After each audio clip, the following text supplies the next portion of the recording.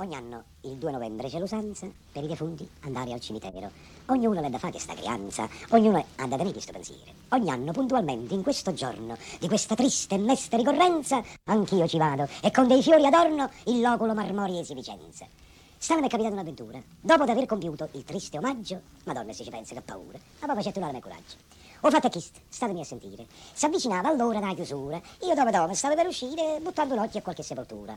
Qui dorme in pace il nobile marchese, signore di Rovigo e di Belluno, ardimentoso eroe di 1000 imprese, morto l'11 maggio del 31.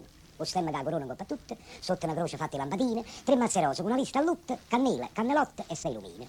Proprio azzeccata a tomba sto signore, ci stava una tomba piccerella, abbandonata senza manco un fiore, per segni solamente una crocella. E in coppa a croce appena si leggeva Esposito Gennaro Netturbino, guardando la cappella mi faceva sto morto senza manco una lumina. Questa è la vita, in capo a me pensava, chi ha avuto tanto e chi non aveva niente. Sto povero Madonna si aspettava che pure al lato mondo era paziente.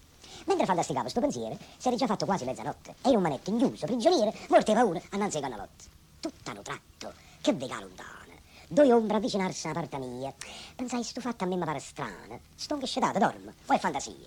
Ah, che fantasia! Era un marchese, con tuba, a caramella e copa strana. Chi l'ha da presa un brutto arnese, tutto fedente e con una scopa a mano. E chi certamente è Don Gennaro, o morto poverino, lo scopatore. In questo fatti non ci vedi chiaro. Sono morte e servire ma che sto.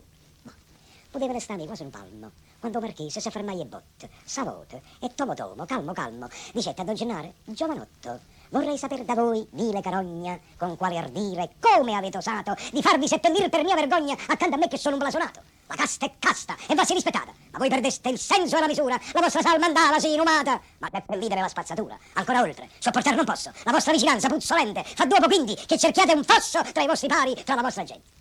Signor Marchese, non è colpa mia. Io non avesse fatto questo torto. Mia moglie è stata a fare sta fesseria. Io che potevo fare? Io ero morta. Se io fossi viva, mi farei contente. Pigliassi la casciolilla che qua tosse e proprio voi, in questo momento, me ne trasesse in da fosse. E cosa specchio turpa mal creato? Che di la mia raggiunga l'eccedenza? Se io non fossi stato un titolato, avrei già dato piglia alla violenza.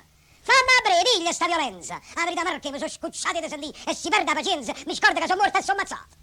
Ma chi ti grida adesso, non lo dire? Che dindo vuoi capire che si mi uguale morte se tu è morto, so pure io, ognuno come nato è tale e quale. Lurido porco, come ti permetti paragonarti a me che ebbi natali, illustri, nobilissimi e perfetti, da fare invidia a principi reali? Tu guarda dalla Pasqua Epifania, tu puoi mettere in capo in da cervella che stai malata ancora di fantasia. A morto sai che te è una livella, un re, un magistrato, un grand'uomo. Trasenne sto cancello, l'ha fatto punto, che ha perso tutta la vita e pure rom. Ti fatto o non ti fatto questo punto. Perciò, stammi a sentire. Non fuori stive, sopportami vicino, che ti importa? Sti pagliacciati fanno solo le vive, noi siamo serie, apparteniamo alla morte.